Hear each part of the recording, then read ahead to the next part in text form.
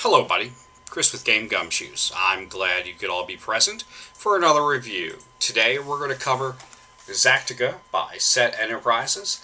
Xactika is the game company who also makes Set Cubed, and Quiddler. I definitely recommend the Set and Set Cubed a lot, although Quiddler does have some really cool artwork. So, again, Xactika, Set Enterprises. It's for 2 to 10 players, ages 12 and up. But it's a trick taking game, so it could be done by younger kids, I guess, as long as you can teach them the pattern, which isn't really that hard. So that's the box. Cardboard. It's a light, more paper cardboard than it is cardboard. So it's a little more delicate than, say, your standard game. So if you're going to carry it around with you, be careful. Chances are you're going to rip a tab or something in the box. It's just going to happen. But the nice thing is they're protected by this sturdy little plastic tray. It slides into the box. You keep your cards in there, keeps them safe, and keeps them from getting crushed. Next, I want to cover the rules sheet. Now, the rules sheet is a bit odd. It says trifold piece of paper, but it fits inside the box, doesn't get torn on the way in and out of the box easily, so, you can't fault them for having it in that particular shape. Next thing I want to cover is the cards. This is your Xactika card. It's a standard size playing card, and it's kind of got a semi-gloss finish. It's nice and smooth, but it's not so slick that they're going to slide all over the place, which can be a pain. Now, that being said, these aren't going to be durable enough to withstand, say, you spilling a drink on them and them not getting some sort of damage. It's going to happen. Deal with it. Main card well, I won't say main card to worry about, but this is your stat card. It tells you all the different numbers and the breakdown of how many of each of the symbols you'll find on them. They use the squares as a symbol. As you can see here, this is a 4. It's got the number up in the corner. It's got the 4 shapes.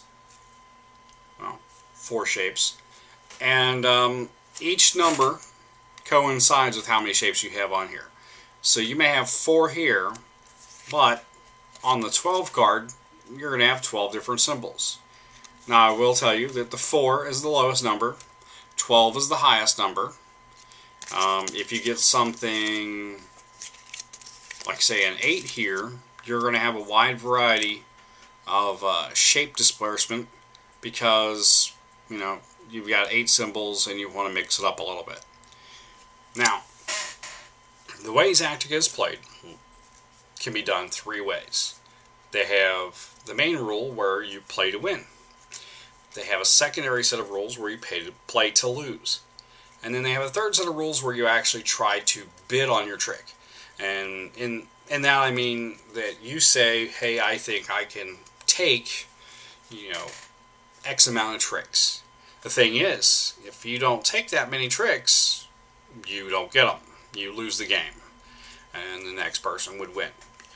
So, but that's pretty standard for trick-taking games, so we won't cover it too much. But what I do want to cover is the thing that makes Xactika slightly different than other games. Like I said, you have these shapes here. You have the circle, you have a square, you have the cone, and you have this weird star-shaped looking thing. I'm going to consider them the suits when we talk about, the game and how it's played. So, let's say I'm playing. I got the 8, and I see that I've got 3 cones on here, and it's going to be a high probability that there aren't going to be any other things out there with a 3 of cones. Now, for you who are wondering, normal trick-taking games, the number and the suit are the only thing that matter. In Xactika, you actually have to pay attention to how many is here, how many of the shapes are here. because not only you're playing your highest card first, but on top of that, you've got to decide which suit you're going with. And the other players have to match your suit and the quantity of the suit you use. So here, if I'm using a 3 of cones, that means other players have to play a card that have 3 cones in it. And so I'm not going to say it's impossible because, I played this out and then somebody comes along and plays a 10. Now, as you can see on this 10, it's got 3 cones.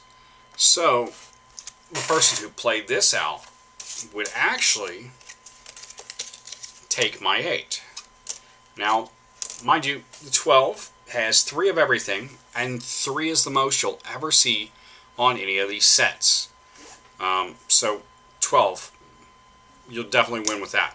Whereas 4, you're definitely going to lose. Now let's say, player 1 played the 8 with the 3 cones, player 2 played the 10 with 3 cones, and in your hand, you don't have anything with 3 cones.